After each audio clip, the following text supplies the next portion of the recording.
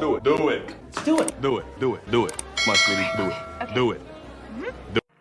A popular topic that we've been talking about is, should Matt Rule bring in another quarterback? Tyler, could you throw a football? I mean, when I used to play when I was younger, I played quarterback, but that was a long time ago. Yeah? Okay. Yeah. Do you look like Mahomes out there? No, not like Riola. Not really. Nope. You're only throwing them 65 yards. Yeah, no, not that far. So they get Jalen Gramstad, NAIA MVP, an older guy. And I just want to just throw it to you guys. They bring in this quarterback.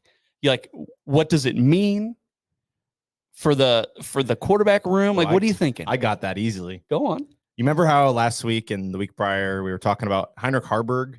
You know, I don't think he'll be able to play other positions or do anything outside of being the second string quarterback. I think that opens that door a little bit because now you have a guy who's actually played college football. Now, obviously, NAIA is a little bit different than Power 5 Division I football. I think you're underselling that. A little different, but I would say I think the room got a little bit better adding a guy with a little bit of college football experience versus a true freshman in Danny Kalen. So I think it helps. It lets you be a little bit more flexible with Heinrich. I think they're still going to be careful with him, but I think it does give them the opportunity to maybe use Heinrich in more of a wildcat type role and let him run the football, short yardage, maybe play a couple drives. I'm not sure. I think they're going to keep Dylan behind center, but we'll see. Mike, I almost fully agree with you, and this is maybe a first. He said almost. Almost a first. Which part do you not agree with? If you're No. You almost No, fully, I have agreed with you before. It's just very rare. I think, and I want to ask before I get into my whole spiel here, am I too early to say that Gramstad might just come in as QB2? I mean, he can clearly sling the ball. What do you have, like 3,600 yards last season? Something like that. Yeah, it was like almost 36. A lot. It might, yeah. I mean, I don't know how absurd amount of yards. I don't know how related I guess it is, but like we have Tyler Stone with us who played junior college baseball. Can you talk about like the difference between junior college baseball and pitching and Big Ten D1 like pitching? Is there a big jump in the two leagues? Yeah, there's a big jump. It's more, sometimes you'll see the same velo. Like there's guys in JUCO that are D1 prospects throwing 95 to 100. Yeah. But it's more about the location spin. And when you get to the D1, because they've been working the whole fall, all off season to really craft their spin and location compared to JUCO, they're kind of just trying to throw it as hard as they can, trying to get looks. So that's where the big difference is. You'll see the same velo most time, and then sometimes you'll see some guys that are honestly the hardest to hit. The guys throwing 82, 81. Yeah, but, you're not used to that, right? But they do have a lot of similarities. It's just when you get to the D1 level, it's more they can throw 3 pitches wherever they want, and they have good spin with it too. So okay, it's moving more when it gets to the plate. So yeah, I would imagine it's maybe not totally the same. Obviously, we're talking two different sports and NAIA and then junior college, but like, right. I would imagine that it's somewhere in the same realm of like you're taking the next step up. People, they've worked on their craft a little bit more. So I'm sure that him being quarterback too is it's a little far-fetched, but I don't think it's out of the realm of because I don't think it's out of the realm of Danny possibility. early enrolled. He's been here. They're all in on him too. So like, Yeah, I wouldn't say that. If you think it could be more about just like leadership, like just being on the field with the younger guys. Yeah, I mean, Yeah. like the dude has really won a lot at the NAIA level. So like, you just get somebody with a mindset that only knows how to win. I mean, it can't hurt. He won essentially the Heisman at the NAIA level. Yeah. So like, this guy is the best NAIA player in the country, and he was walking on at Nebraska.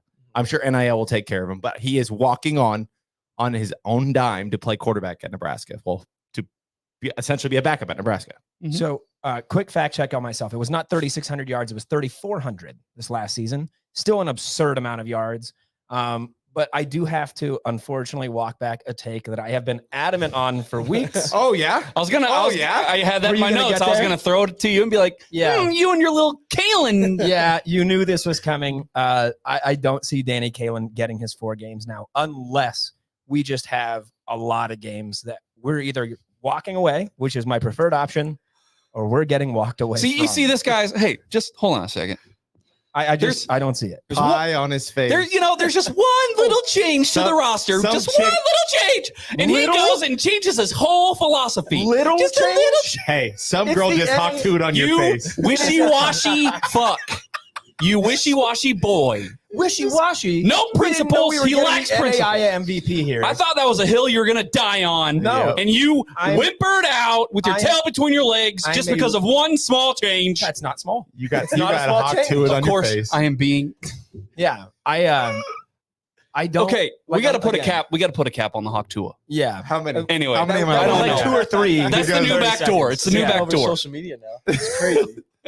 She's taking everything by storm. Yeah, Oh, but she no. is. Connor, I was obviously doing that in jest because No. it is a pretty significant thing. But go on. Yeah, so I think it's fair.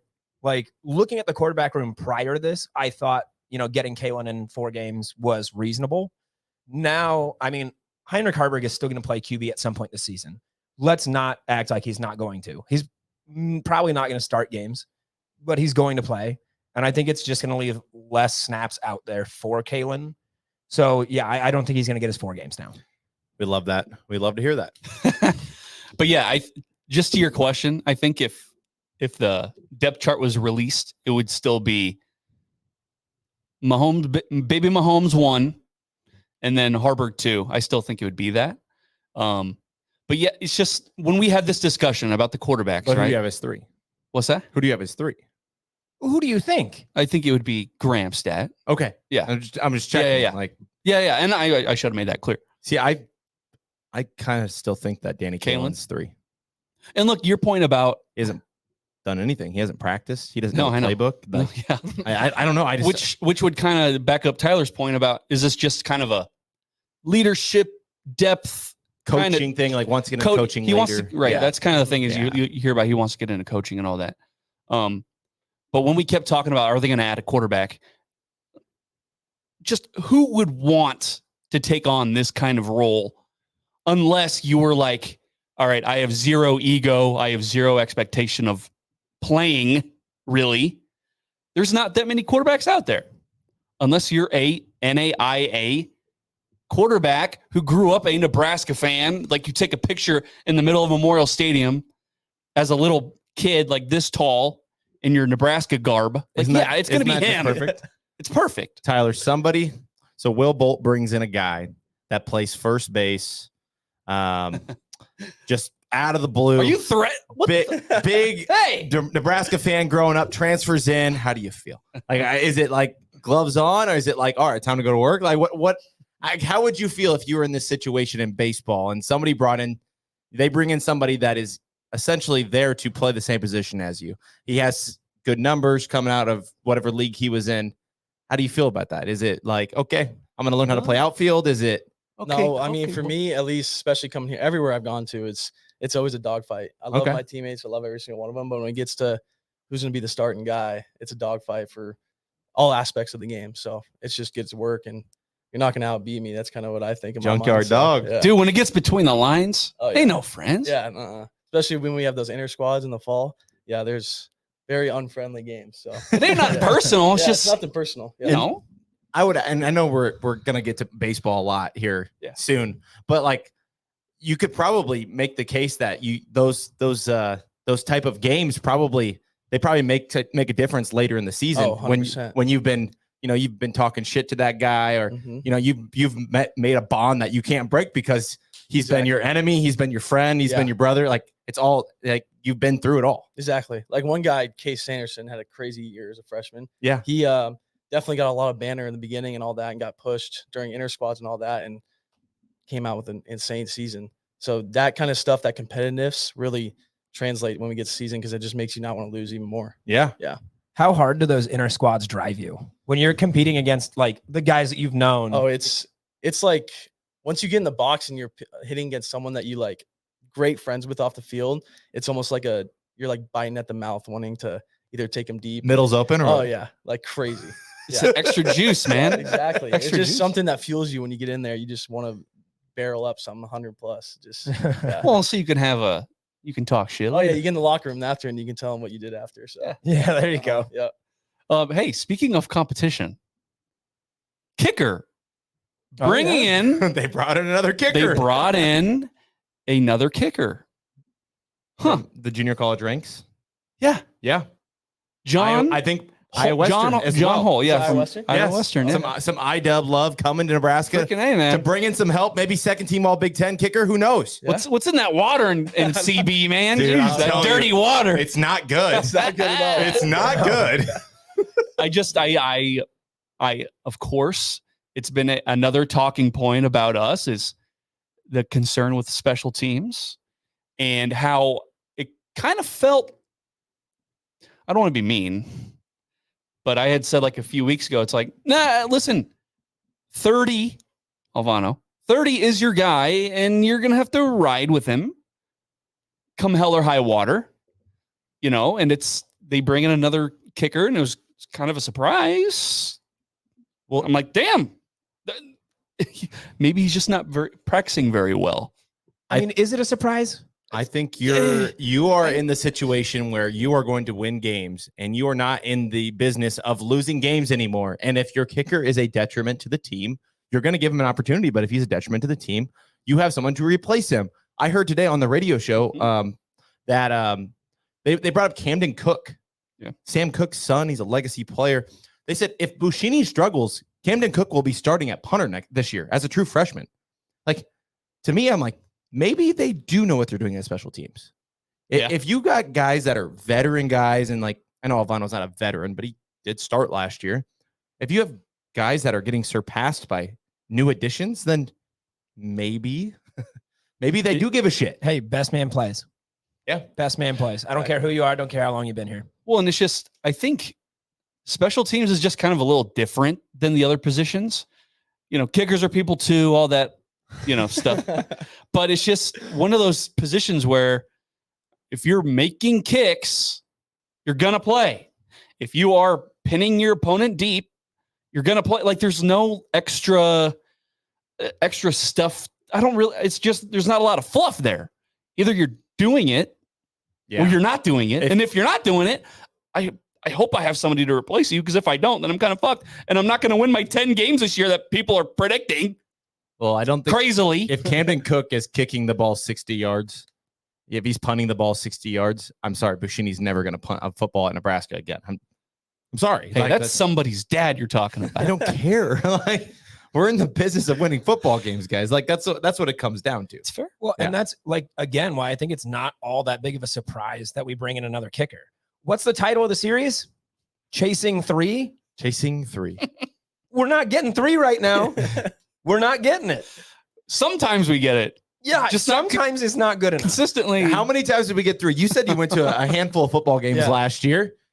Do you think that the special teams is in a good position? And I know, I mean, and this is coming from a player perspective. Like, get in the mind of as a player, as someone who is perfecting their craft, and they didn't have the best freshman season coming into year 2. Like, what are your thoughts around special teams?